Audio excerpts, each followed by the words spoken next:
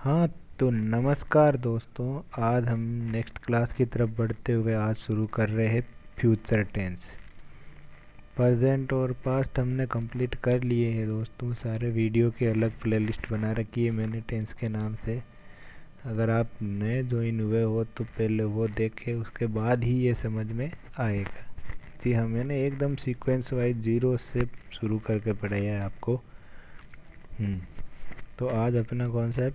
Future tense, भविष्य काल। चलो इसकी पहचान करते हैं, रूल वगैरह पढ़ते हैं, उसके बाद कुछ एग्जाम्पल से समझेंगे। जी हाँ, तो फ्यूचर में हम कौन सा देखेंगे? इंडेफिनेट। इंडेफिनेट यानी निश्चित। फ्यूचर इंडेफिनेट टेंस, ये पढ़ने वाले हैं आज हम। ठीक है, चलो इसकी पहचान करके देखते हैं।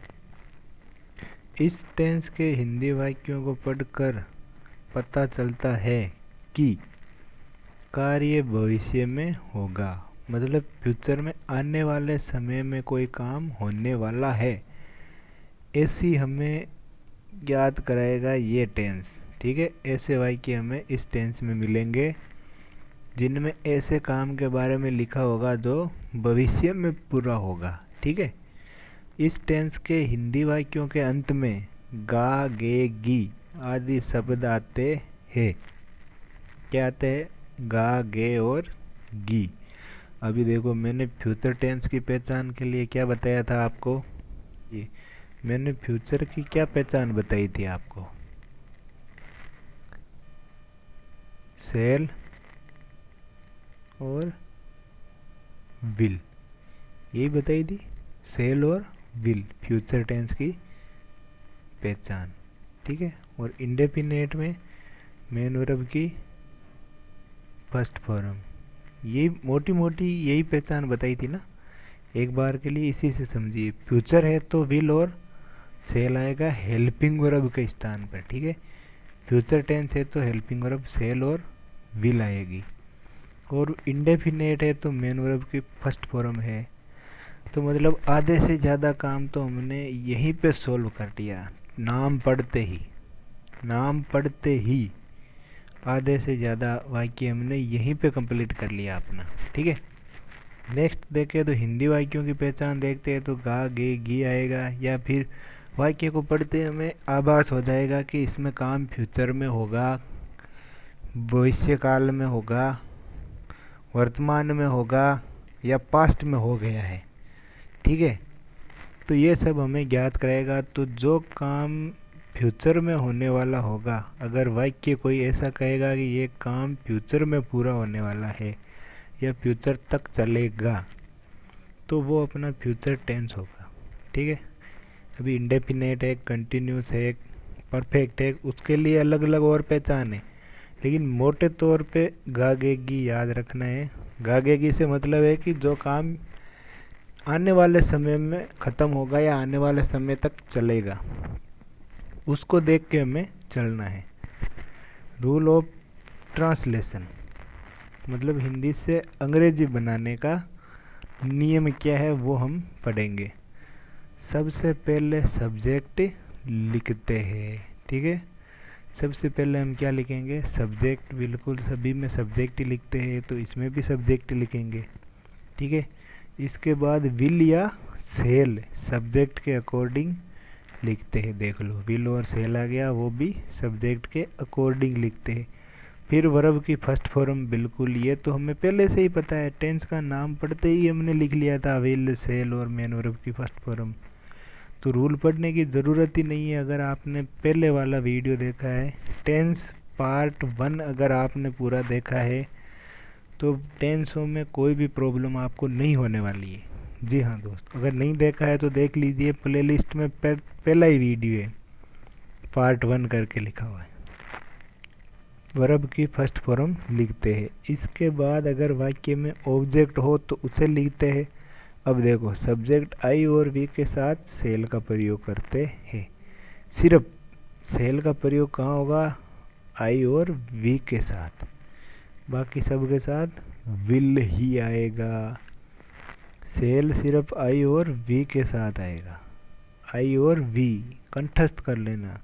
आई और वी के अलावा सेल किसी के भी साथ नहीं आएगा, बाकी जो भी बचे उनके लिए विल लगा देना है। ठीक है, चलिए नेक्स्ट करते हैं अफर्मेटिव सेंटेंस, सकारात्मक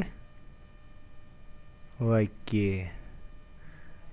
फ्यूचर इंडेफिनेट के अफर्मेटिव वाक्य बनाते हैं। अब मैं घर जाऊंगा, देख लो गा आ गया ना, अब मैं घर जाऊंगा। स्ट्रक्चर देखो, सब्जेक्ट, विल, सेल, वर्ब की फर्स्ट फॉर्म और ऑब्जेक्ट। ठीक है, now I shall go home. ठीक है, अब मैं, ये सब्जेक्ट हो गया, आई के साथ सेल, गो है वर्ब की फर्स्ट फॉर्म, होम। ठीक है, माता जी खाना खाएगी, the mother will eat the food. Next, आज हमारे घर मेहमान आएंगे, today the guests will come to our home. Today the guests will come to our home. ठीक है, नेक्स्ट करते नकारात्मक वाक्य, नेगेटिव सेंटेंस। फ्यूचर इंडेफिनेट के नेगेटिव सेंटेंस कैसे बनाते हैं उसको देखेंगे आज। नकारात्मक मतलब नोट वाले वाक्य। जी हाँ, अब मैं उसका इंतज़ार नहीं करूँगा, अब मैं उसका इंतज़ार नहीं करूँगा। सब्जेक्ट आएगा विल, सेल, नया क्या ऐड हुआ, सिर्फ नोट, बाकी पूरा स्ट्रक्चर सेम है। ठीक है, चलिए करते हैं। Now I shall not wait for her. क्या बताया था, आई और वी के साथ सेल, बाकी सब के साथ विल। चलिए नेक्स्ट, मायावती जी इलेक्शन नहीं लड़ेगी, Mayawati will note contest the election. Next, लेखक पाठ नहीं लिखेगा, the writer will note right the lesson.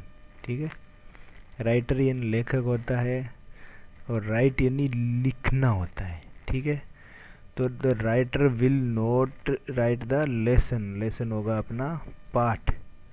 ठीक है, नेक्स्ट, इंट्रोगेटिव सेंटेंस, प्रश्नवाचक वाक्य। जब वाक्य के शुरू में क्या हो, देखते हैं। क्या तुम कुछ देर बाद बाजार जाओगे, क्या तुम कुछ देर बाद बाजार जाओगे। फ्यूचर में जाने का पूछ रहा है कि थोड़ी देर बाद तुम बाजार जाओगे। चलिए, विल और सेल आगे आ जाएगा, आपको पता ही है हेल्पिंग वर्ब आगे आ जाती है इंट्रोगेटिव में। इंट्रोगेटिव चाहे किसी का भी हो, हेल्पिंग वर्ब आगे आ जाती है, सब्जेक्ट पीछे आ जाता है। ठीक है, बाकी स्ट्रक्चर सेम है, कोई फर्क नहीं है उसमें। तो बनाते हैं, will you go to market after some time. ठीक है, क्या वे जॉब तलाश करने दिल्ली जाएंगे, will they go to Delhi. ठीक है, to search for job, will they go to Delhi to search for job. क्या बताया था मैंने, आई और वी के साथ सेल, बाकी सब के साथ विल ही आएगा। नेक्स्ट, क्या आज आपके घर मेहमान आएंगे, will the guests come to your home. Interrogative sign मत भूलना, इंट्रोगेटिव साइन प्लस कर लेना इधर। जिस वाक्य के शुरुआत में क्या है उसके लास्ट में अगर इंट्रोगेटिव साइन नहीं है तो आप गलत हो। जी हाँ, यदि कोई वाक्य क्या से स्टार्ट होता है, तुमने इंट्रोगेटिव साइन नहीं पुट किया उसमें, तो यू आर रॉन्ग। जी हाँ, बिल्कुल यू आर 101% रॉन्ग। वो आपको इंट्रोगेटिव साइन तो पुट करना ही करना पड़ेगा। चलिए नेक्स्ट देखते हैं अपने डबल इंट्रोगेटिव सेंटेंस। अब तुम वहाँ जाकर क्या करोगे, बीच में क्या आ गया ना, स्ट्रक्चर देख लो, WH family, will, shall, subject, verb की फर्स्ट फॉर्म और ऑब्जेक्ट। नया क्या ऐड हुआ, इंट्रोगेटिव और डबल इंट्रोगेटिव में क्या फ़र्क है, डबल इंट्रोगेटिव में WH फैमिली जुड़ गया, आगे से क्या हट गया और बीच में क्या, कौन, कैसे, कब, क्यों, ये सब आ जाते हैं। ठीक है, चलिए बनाते हैं। अब तुम वहाँ जाकर क्या करोगे? Now what will you do after going there? Next, अब इस बच्चे की देखभाल कौन करेगा? Now who will take care of this child? Next, तुम इतना सारा काम कैसे निपटाओगे? How will you handle so much work? How will you handle so much work? जी हाँ दोस्तों, अगर कुछ कन्फ्यूज़न रहा है तो कमेंट करके बताना। टेलीग्राम से भी जुड़ लेना, लिंक वगैरह सब डिस्क्रिप्शन में दे रखी है। बाकी कोई कन्फ्यूज़न रहता है तो आप सोशल मीडिया से पूछ ही सकते हो। अगर वीडियो पसंद आ रही है तो लाइक करें, शेयर करें। जय हिंद दोस्तों।